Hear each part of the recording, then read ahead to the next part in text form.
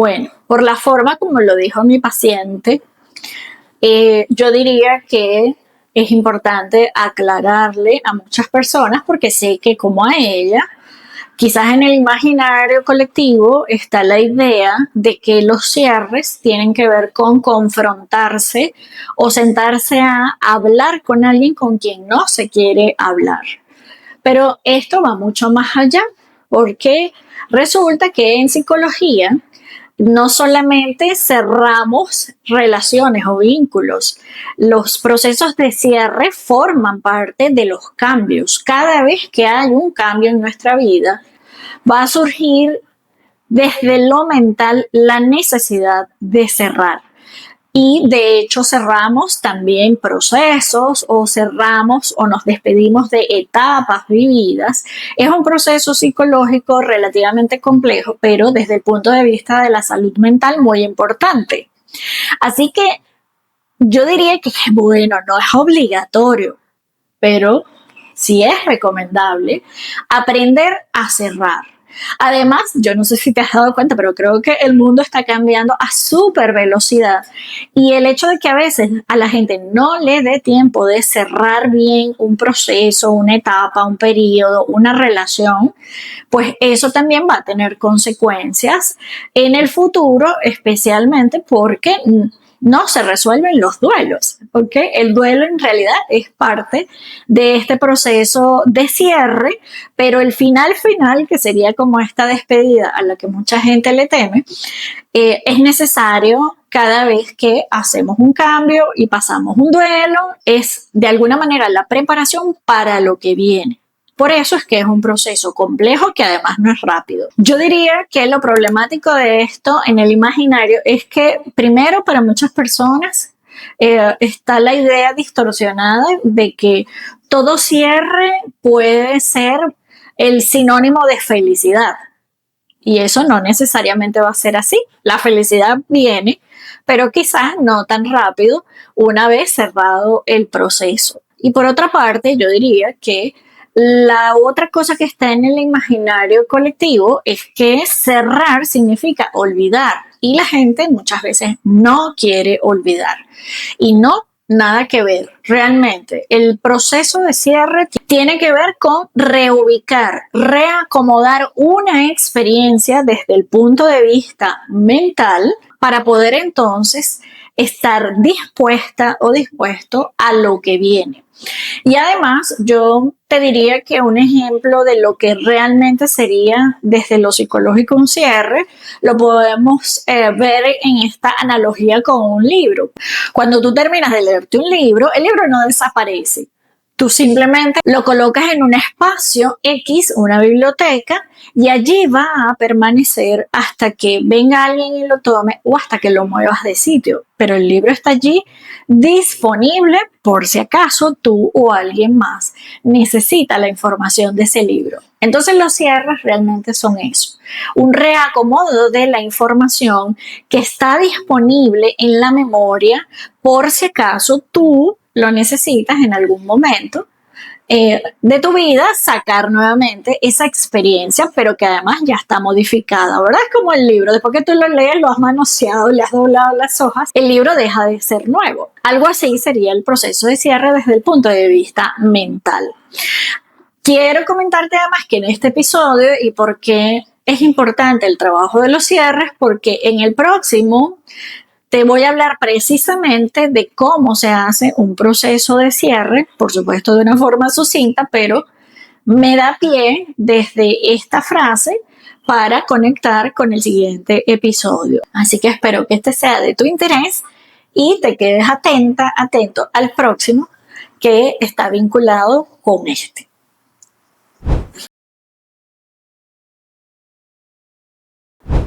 Desde allá te aclaro que la frase borrón y cuenta nueva no es cerrar. Es una frase usada muchas veces como sinónimo de cierre, cuando en realidad eso no es así. El hecho de decir, bueno, hagamos borrón y cuenta nueva, no es un cierre. ¿Por qué? Porque básicamente hay algo que el cierre no es en los procesos psicológicos o en la vida de la gente. Cerrar no es invalidar, una experiencia. Todo lo contrario. Cerrar implica que fue muy importante una situación, un lugar, una persona, etcétera, y que de hecho cuando esa experiencia implica algún grado o tipo de daño, parte del cierre va a ser la reparación. Significa que la persona para poder cerrar necesita reacomodar, validar su experiencia para que tenga un significado positivo, con sentido en la vida de la gente. Eso se llama reparar la herida o el daño.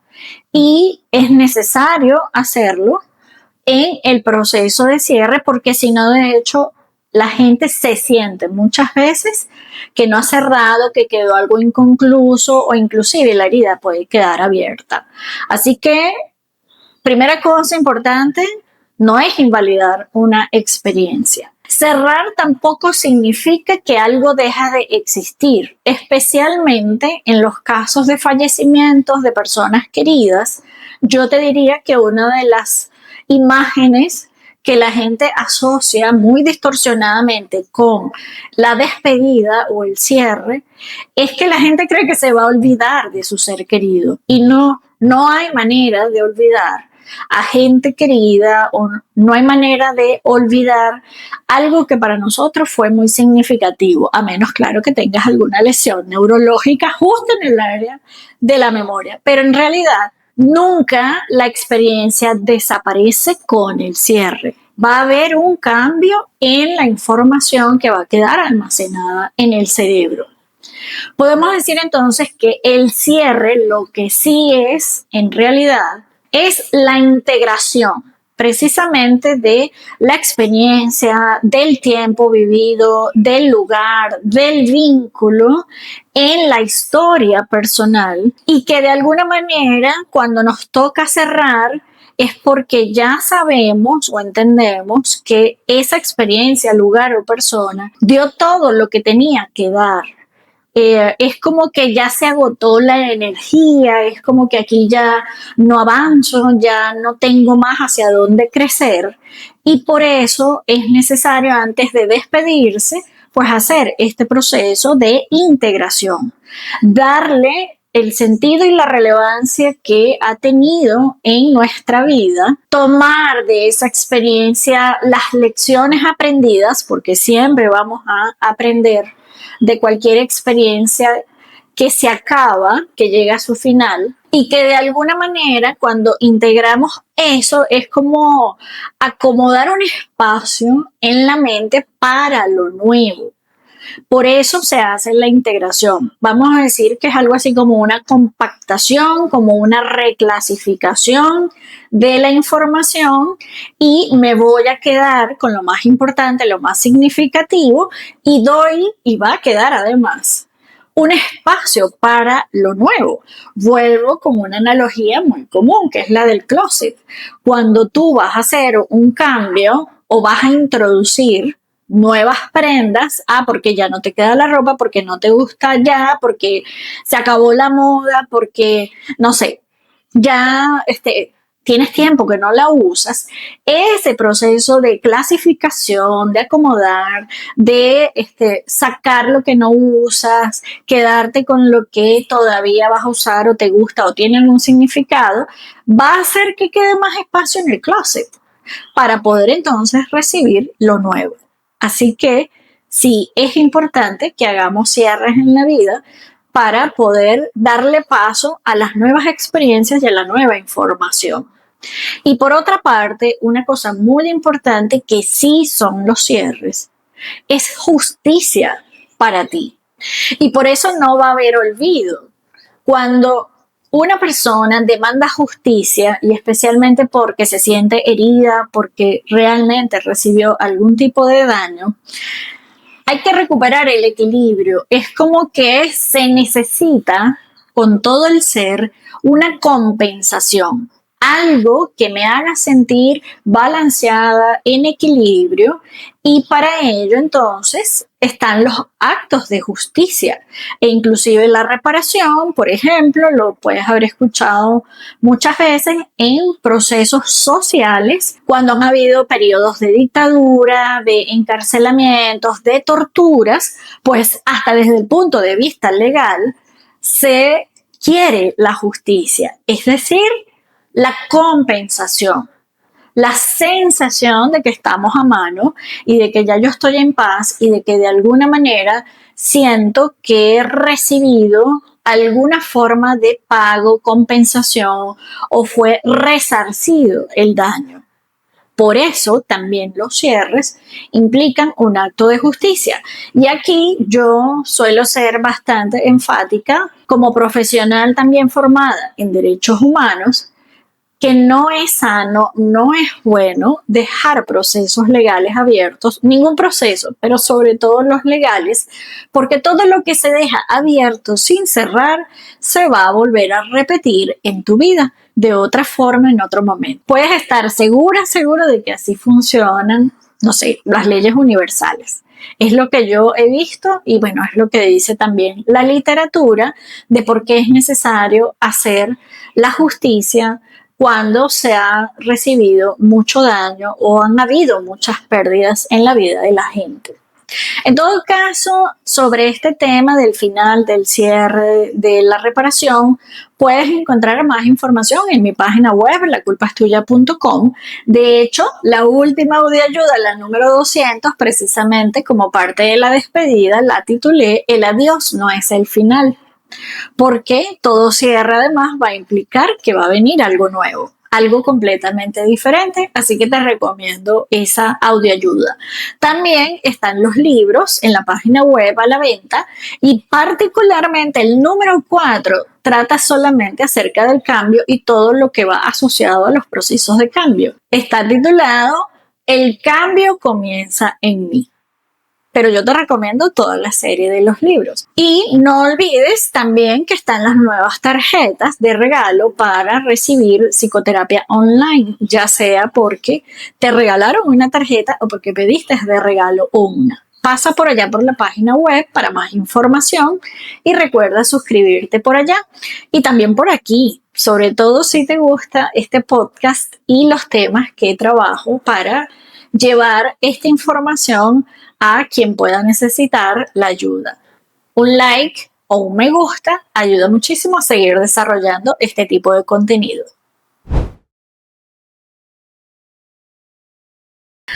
Hay muchas razones por las cuales los seres humanos se resisten a los cierres y las despedidas, pero yo diría que los más comunes son estos 4 que te voy a mencionar. Uno es el tema de la ilusión del control. Que la gente siente que tiene algún control sobre el destino o sobre el futuro, pues le ayuda muchas veces a precisamente no enfrentar el cierre o la pérdida, especialmente de los vínculos. Un ejemplo clásico pudiese ser cuando una pareja decide divorciarse. Mientras no se firme el papelito en el juzgado, para muchas personas significa que hay oportunidad, que esto no se ha acabado y eso ayuda a sobrellevar la pérdida y en algunos casos, bueno, a creerse que de verdad tiene el control y que no necesariamente las cosas van a pasar como lo viene anunciando la situación. Ese es un ejemplo clásico de cómo la gente se ilusiona con el control sobre situaciones que no puede evitar. La otra razón bastante común es que como tenemos la capacidad de hacer el duelo anticipado, ¿verdad? De imaginarnos cómo va a terminar esto o qué es lo que va a pasar al final, pues la gente comienza a hacer cosas tratando de evitar lo inevitable. Un ejemplo también clásico, por ejemplo, es cuando tienes un familiar muy enfermo que está sufriendo, pero ahí está la gente, no te mueras, es que no quiero que se muera, es que no quiero que me deje, Porque el duelo anticipado en sí mismo es un duelo, porque todo el mundo sabe que cuando la gente fallezca, va a haber un punto de no retorno, que generalmente es en el entierro o en la cremación. Ese es el último paso y ya significa que hay que aceptar la realidad. La persona no va a volver. y hay que enfrentar la nueva situación. Es decir, que el cierre que hacemos con el entierro o la cremación significa que ya toca aceptar la pérdida, quieras o no. Así que por eso el duelo anticipado nos da la oportunidad de resistirnos aún más, pero como te digo, es evitar lo inevitable. Una tercera razón, y aunque suene insólito, es la comodidad de lo conocido, ¿verdad?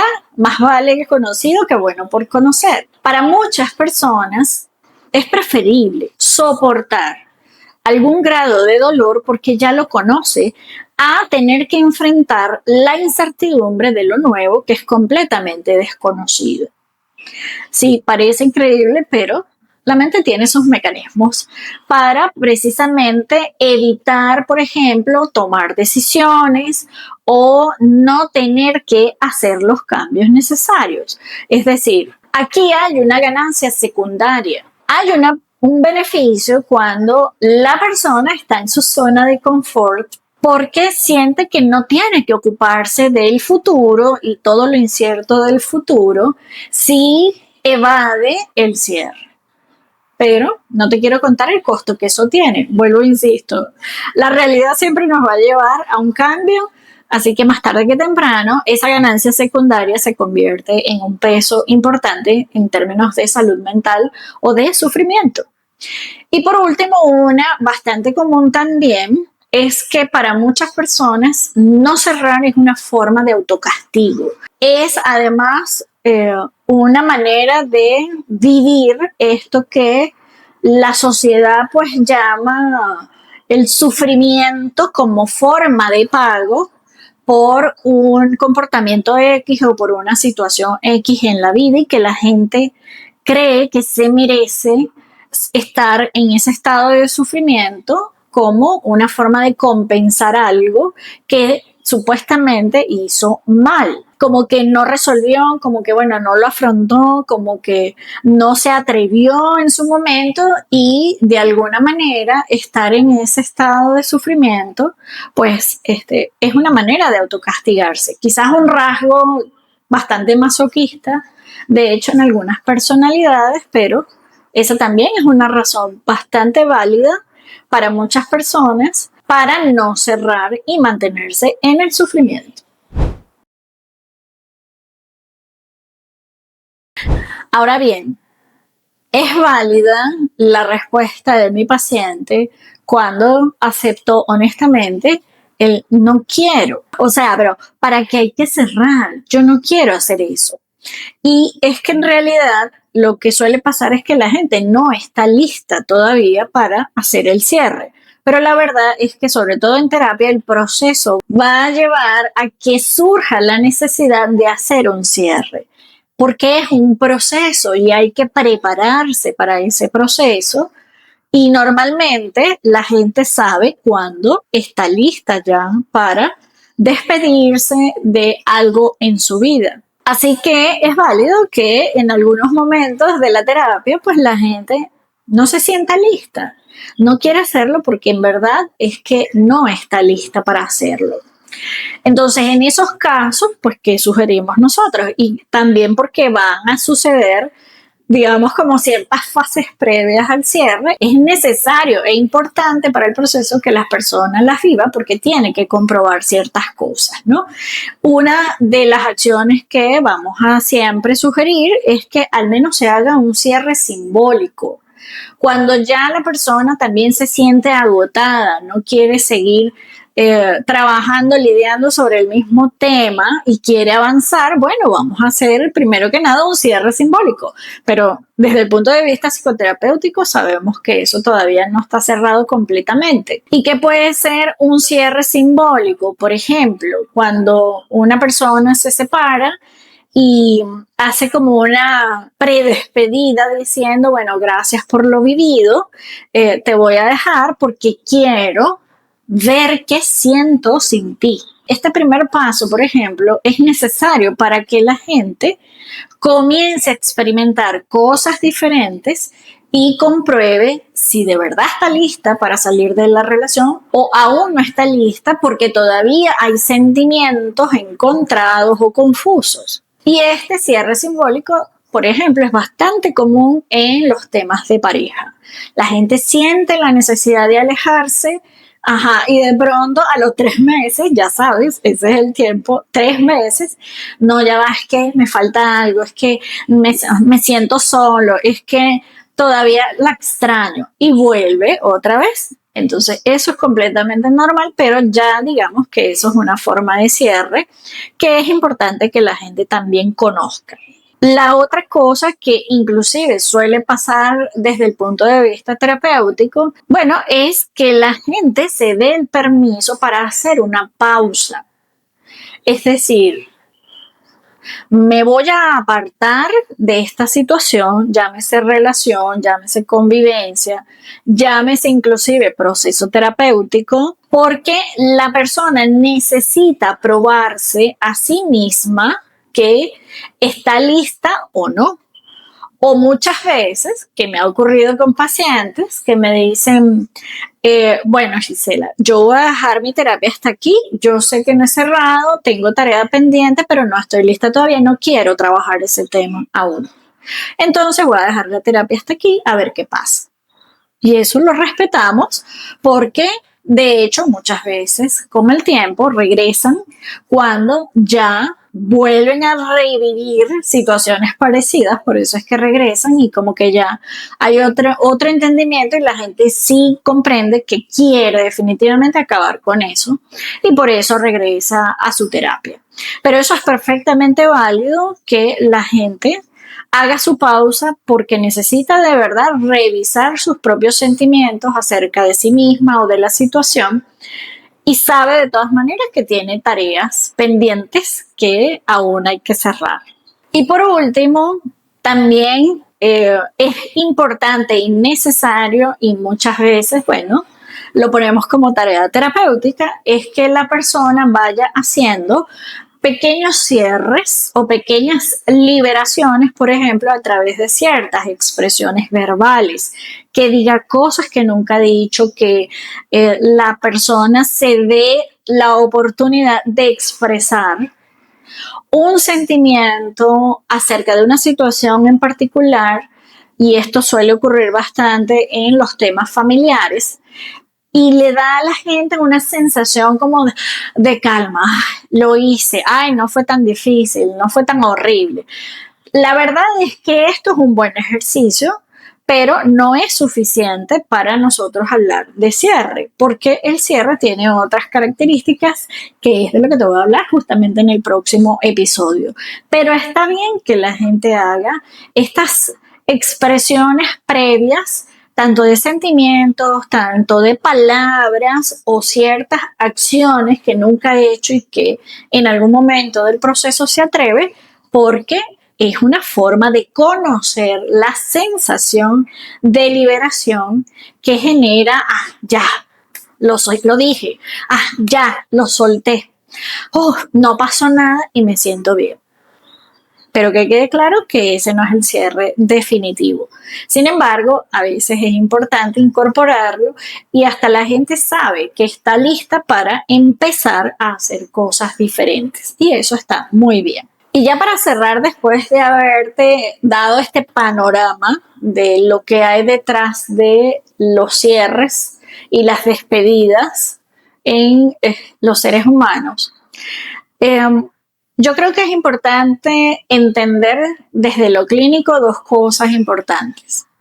Una, que lo que está detrás de no quiero, es realmente un miedo a lo nuevo, a la nueva identidad, a lo que la gente sabe que va a venir, pero que aún no está lista para enfrentar. Recuerda que a los seres humanos no les gusta la incertidumbre y de alguna manera es como correr la arruga, ¿verdad? Procrastinar en este proceso, porque lo que hay es un gran miedo a esta nueva identidad y esta es la gran pregunta, la segunda cosa que hay que reflexionar y que es importante que te hagas tú o cualquier persona que esté en una situación como esta. Si yo cierro esto en mi vida, ¿qué espacio o qué tiempo va a quedar vacío en mi vida y con qué lo voy a llenar? Y es que recuerda que la mente humana no tolera y no acepta vacíos. Tanto es así que cuando la gente tiene vacíos de información, empieza a llenarlos con información inventada. ¿Por qué? El orden y la estructura requieren o necesitan este cierre de la realidad que genera tranquilidad, no tolera los vacíos. Pero sí es importante preguntarse, bueno, si yo cierro esto, va a quedar un vacío de tiempo, de espacio. ¿Con qué lo voy a llenar? ¿Quién soy yo si no sufro X situación? ¿O quién soy yo si ya no tengo esta terapia, por ejemplo, en mi vida?